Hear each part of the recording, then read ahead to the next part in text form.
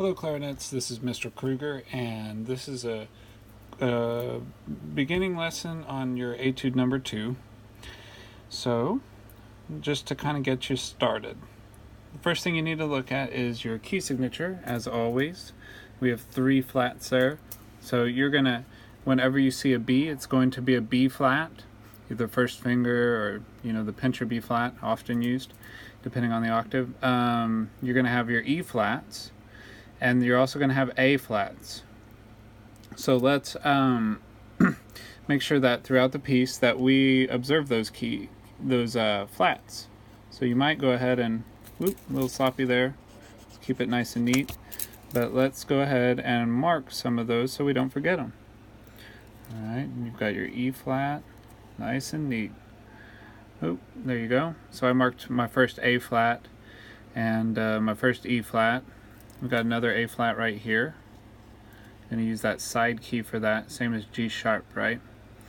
Okay, another E flat right here. Okay, all right, and you might keep marking them throughout the piece. Here's something else I would go ahead and mark. We said we had a B flat, right? But look here, measure 2, they mark a B natural on the first note of the measure. Well, that B natural is gonna carry all the way until we have a bar line. So that means all the rest of these B's are B naturals. So maybe go ahead and mark those so you don't forget that you got a bunch of B naturals in this measure. Okay, so we got the B naturals marked. All right. Maybe go ahead and mark the rest of your E flats. I'm going to skip that for now. Don't forget they're in both octaves, right? So there's high E flats and low E flats. Lower E flats, right? Same with A flats. And the bass clarinet part, measure 5 is different, right? So make sure you're ready. If you're a bass clarinet player, that's going to look different. The rhythm's the same, but the notes are different, so don't be alarmed by that. Okay, let's see. Oh look, there's another E flat. Whoops, and measure 5, that's a squeaky high E flat, right? Although, really good, it may not sound like a squeak. That's a challenge. Okay. All right. And we got some higher A flats right here, right?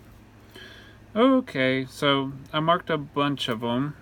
I mean, I could go on for quite a while, but we'll stop there for now. Look down here. We've also got this F sharp. The same principle of the accidental. That's like over here we have the natural. That's called an accidental when they mark that natural in front of it and it's different than the key signature. Okay, well over here we've got this F sharp. Well, the accidental carries until the bar line, so all of these are F sharps, right? Every single one of them for that measure are F sharps. Okay. And let's see. I think that's probably pretty good for now. All right. Well, there is one thing that maybe, we're good. Let's go ahead and start trying to figure out the rhythms, which actually, when you look at this piece, it may look intimidating because you see all these 16th notes, right? Because we call them 16th notes. That's what they are when we've got these double beams, 2 parallel beams. That's a 16th note, and the whole piece is almost all 16th notes. Well, that means that almost all the notes are going to get the same duration. Only 2 notes in the whole 3 notes are not 16th notes. So what we have 16th notes and we have quarter notes.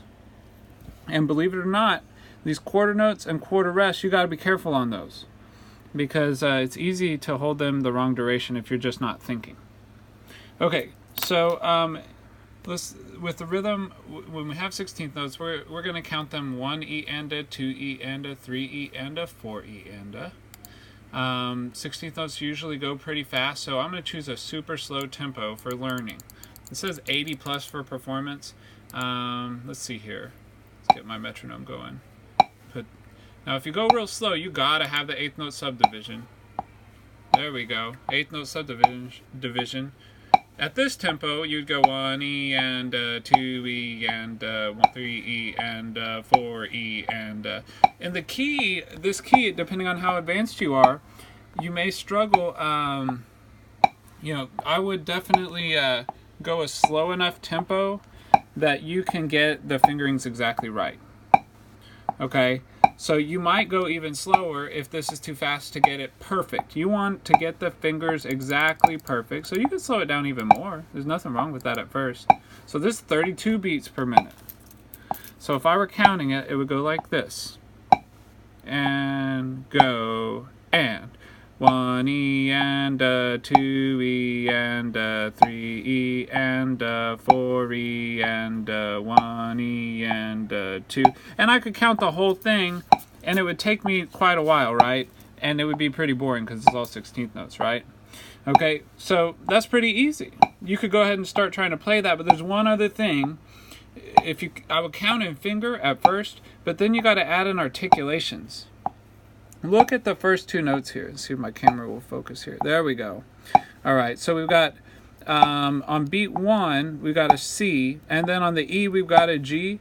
Do you notice that you would tongue the G, but then there's a long slur? Let me turn this metronome off. Okay, so we got this long slur, but you're going to go D, D, slur, slur, slur, slur, right? Tongue, tongue, slur, slur, slur, slur, slur, slur. And then the same pattern here from C to G, tongue, tongue, and then slur to A flat. Tongue, tongue, slur. So da, da. I'm singing wrong notes, but something like that. Or D, D, D, D. Okay, wrong notes, but like I said, right articulation. That's all I'm trying to show you here. Now look right here at this articulation pattern. We got a slur between these two notes, and then we tongue, but you actually tongue 3 notes in a row before you slur. Do you see that? So you're going to go tongue, slur to the F, then tongue, tongue, tongue. So D, D, D, D, D, D, D, D, D, tongue, all of those notes right there. All those are tongue, so there's a pattern. You see that? So tongue, slur, tongue, tongue, tongue. D, D, D, D. It's good to practice saying it on D like that and fingering. That's really smart. Okay? And then over in measure 3, you've got the whole thing slurred, right? So you get to the C and you slur all the way to the G. Pay close attention to articulation. That's going to help you be successful on this. The best players at the audition will get the articulations right. Okay, so hopefully that will be you. All right. Over here in measure 5, do not clip the second note of the slur. So don't go D, D, D, D. You hear every second note was short. Go D, D. You'll tongue, but make the second note long. Unless your private lesson teacher says otherwise, and then I would completely trust their judgment. All right. Okay. That should be enough to get you started. Best of luck.